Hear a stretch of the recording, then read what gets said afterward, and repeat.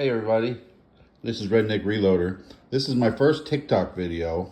I usually just watch TikTok videos, but there's been a lot of question about this CEO shooter dude and a ghost gun and what exactly a ghost gun is. And so I decided I'd make this video to clarify this. So this is a Glock 27 broken down into its component parts.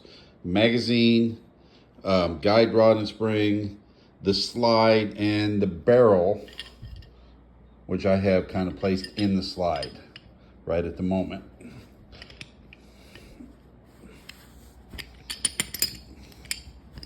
Then you have the frame, and this is polymer. This is steel. The only part of this that is considered a gun by the ATF is this part. That's because the ATF picks one part of a gun and they pick the lower receiver and they serialize it. This has a metal plate right here and it's got a serial number imprinted into it because this is not a ghost gun. This is an actual Glock. Now, when you have a ghost gun, this part is either homemade or it's got some work done to it, and it doesn't have that mark on it, never has. All of this stuff does not have a serial number on it. This can be purchased and shipped to your home. That cannot. You have to go through a background check to get this part. So when people are building ghost guns, they can do this several different ways.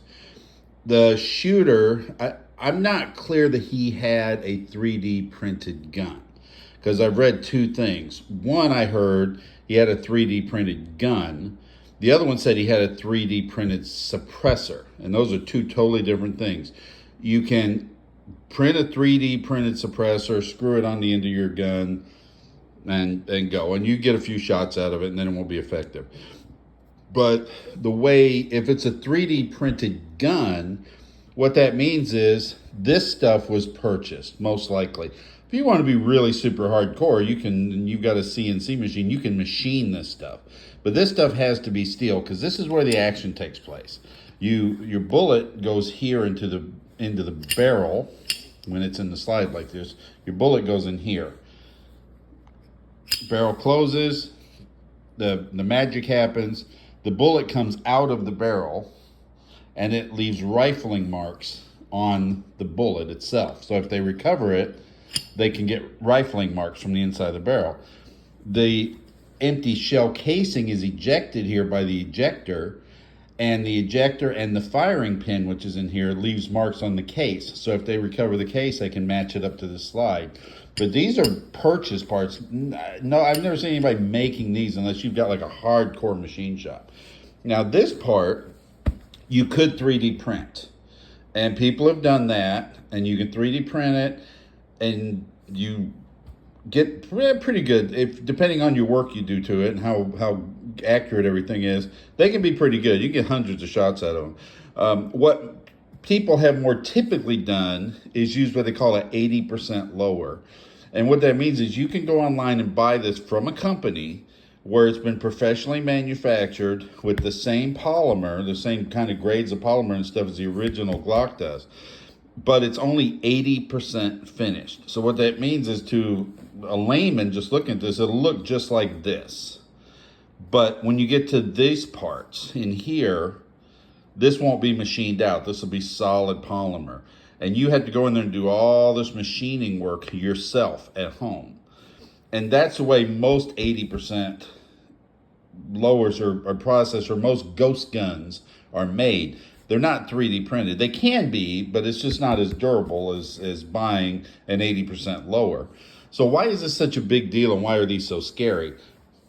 There's really not much difference between a ghost gun and this gun, except that it's untraceable. And what that means is it doesn't have a serial number on it.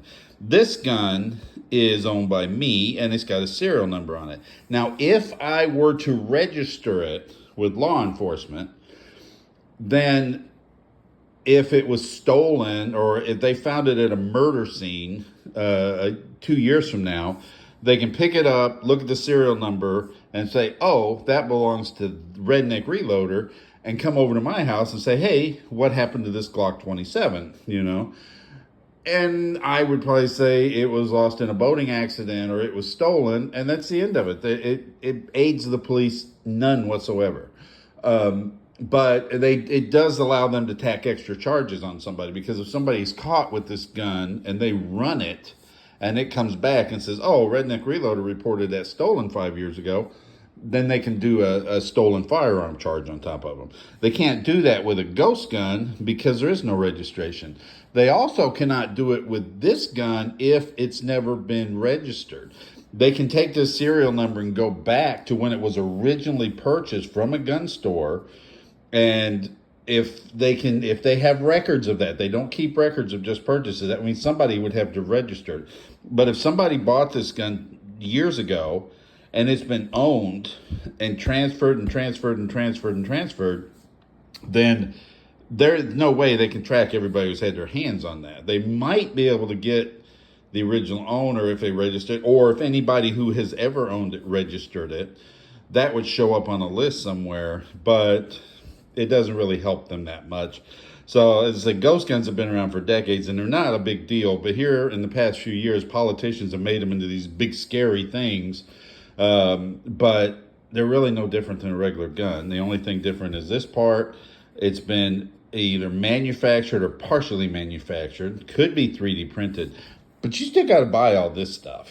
And this stuff either has to be original OEM stuff like Glock. For example, this is a Glock slide. But this barrel is not made by Glock. This is made by another company, third-party company. So there's a lot of sources out there that you can buy parts from that you can assemble a gun from, but you got to have this. And this is a part that has the serial number on it, and this is a part that may or may not have been 3D printed in the case of this guy. But if they have this and they have this, then they can use the barrel to match up rifling marks, and they can use the slide with the firing pin and the ejector to match up marks on the casing. So I hope that helps clear things up. God bless.